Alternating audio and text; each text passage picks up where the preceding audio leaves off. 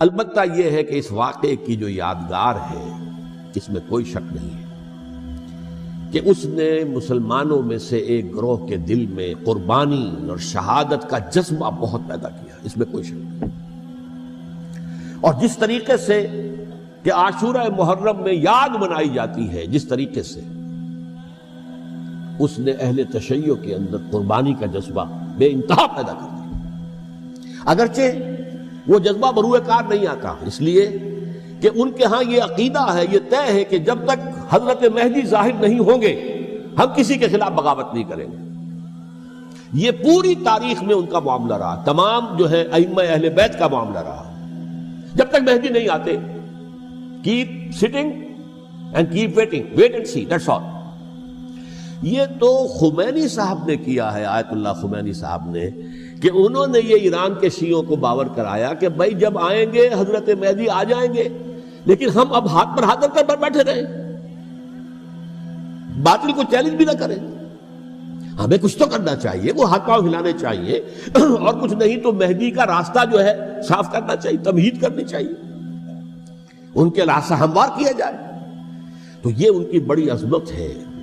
آیت اللہ خمینی صاحب کی کہ اہل تشیع ایران کے جو ہے ان سے انہوں نے یہ بات منوا لی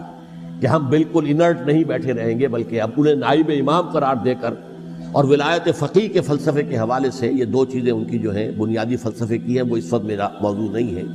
انہوں نے عوام کو ایسا کھڑا کیا ہے کہ 20,000 سے لے کر 30,000 کے درمیان انسانوں نے جانے دی،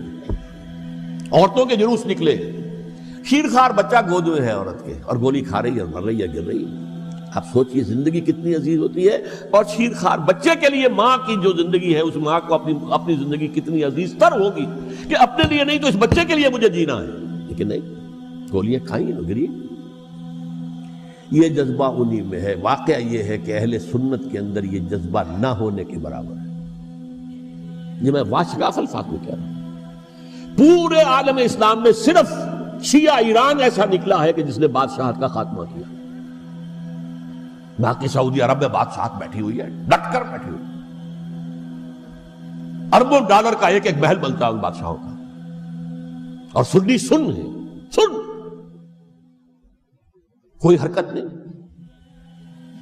وہ تو اب جو حرکت ہو رہی ہے وہ اینٹی امریکن حرکت ہے جو ہو رہی ہے، وہ در حقیقت وہ مسئلہ بالکل دوسرا ہے جو اس وقت ہو رہا ہے، لیکن یہ کہ عالم اسلام میں کوئی تحریک ایسے نہیں اٹھی۔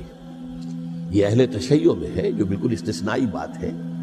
کہ انہوں نے جو ہے ایک ایسا بادشاہ جس کو کہا جاتا تھا کہ اس کا جو اسلحہ خانہ ہے وہ ایشیا میں سب سے بڑا اسلحہ خانہ ہے، جو 2500 سالہ پرانی جو ایک عظمت تھی ایران کی، اس کو دوبارہ تازہ اور زندہ کرنا چاہتا تھا۔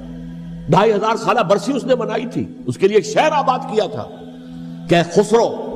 یا سائرس یا ذوالقرنین قرآن مجید کی اصطلاح میں اس کی یادگار بنائی تھی،